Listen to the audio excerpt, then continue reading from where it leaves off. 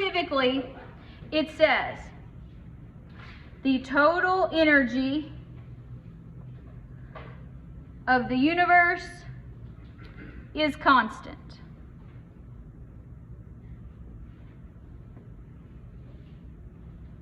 Universe is always system plus surroundings.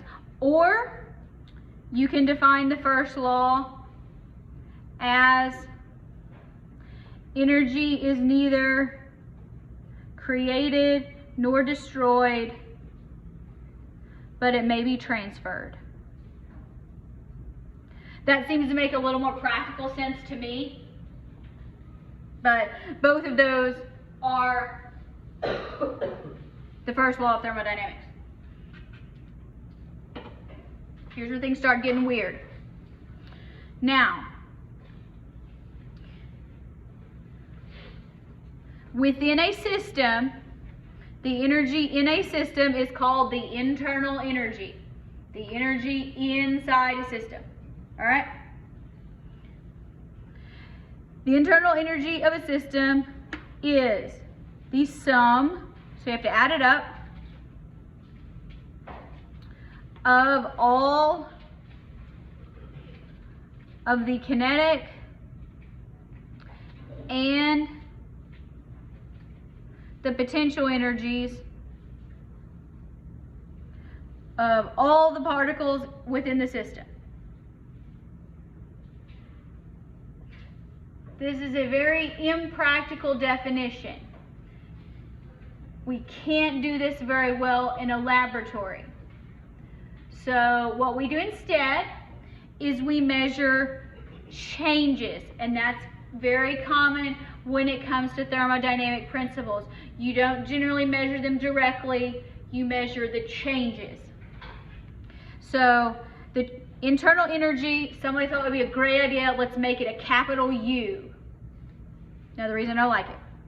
But, so, the change in internal energy, we're going to represent it as delta U. I don't know.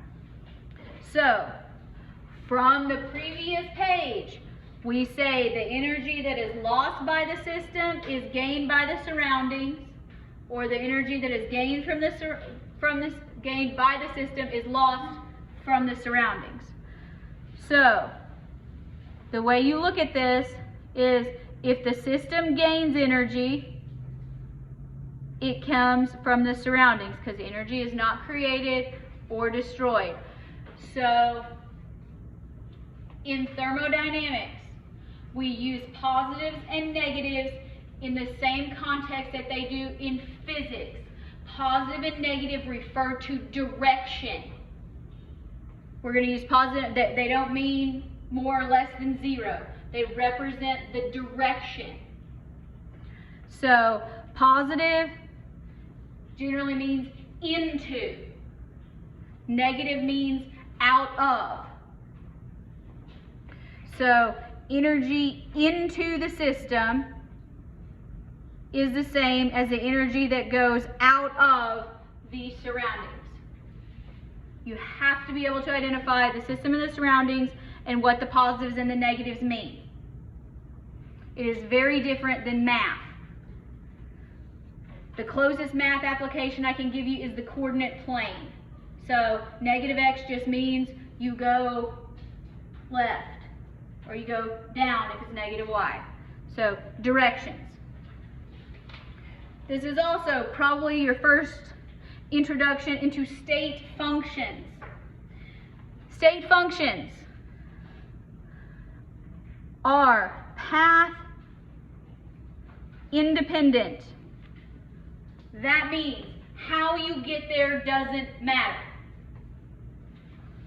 So I use this to my full capacity when I took Organic 2 because I wrote out like 10 and 12 step reactions because that was what I could remember at the time when I really only needed like 2. But I couldn't remember the ones that I needed, so I just got there eventually. So I took the long curvy path as opposed to the direct route But guess what? Both people get to the top of the mountain. So all we care about, not how you get there, all we care about is the distance it came. So state function, path does not matter. All right, turn the page. Now, we were talking about U for internal energy. And now we're going to, instead of calling it delta U, we're going to call it delta E. At least E stands for energy. So, here, who's talked about endothermic and exothermic before? Okay, good. This is sort of like that. Now, so remember in an equation, we always go from reactants to products. So, here,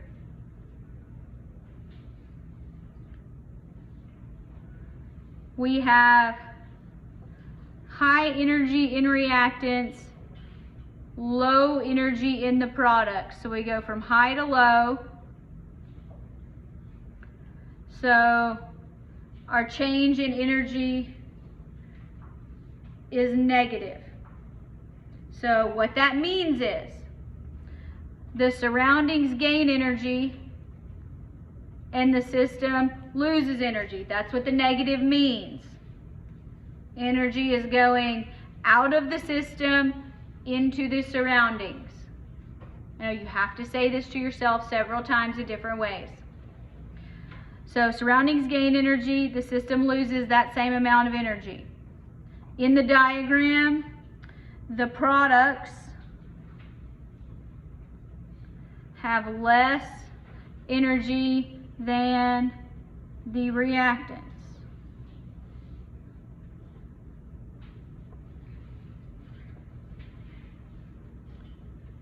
If we go the other way around, if we reverse the process, which is here, and we go from carbon dioxide as the reactant up to carbon and oxygen as products, then surroundings lose energy, the system gains energy. So the arrow goes up, so that means it's positive. The arrow goes down, that means it's negative. So in this case, the products have more energy than the reactants. And that's not necessarily good or bad, but we can use this information to design experiments and reactions in order to achieve the desired result. So let's summarize this, because again, I have to say this to myself a lot. Now, if the products have less energy, delta E of the system is negative. Products have less energy. Arrow goes down. Down means negative.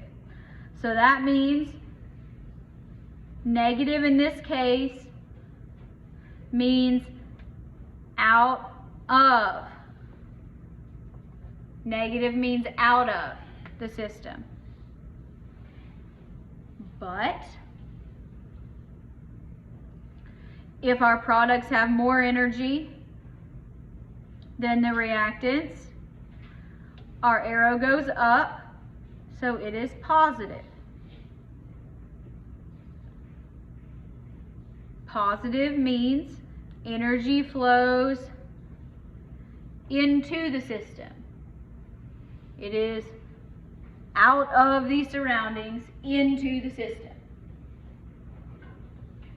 You have to enjoy learning about prepositions. Language matters.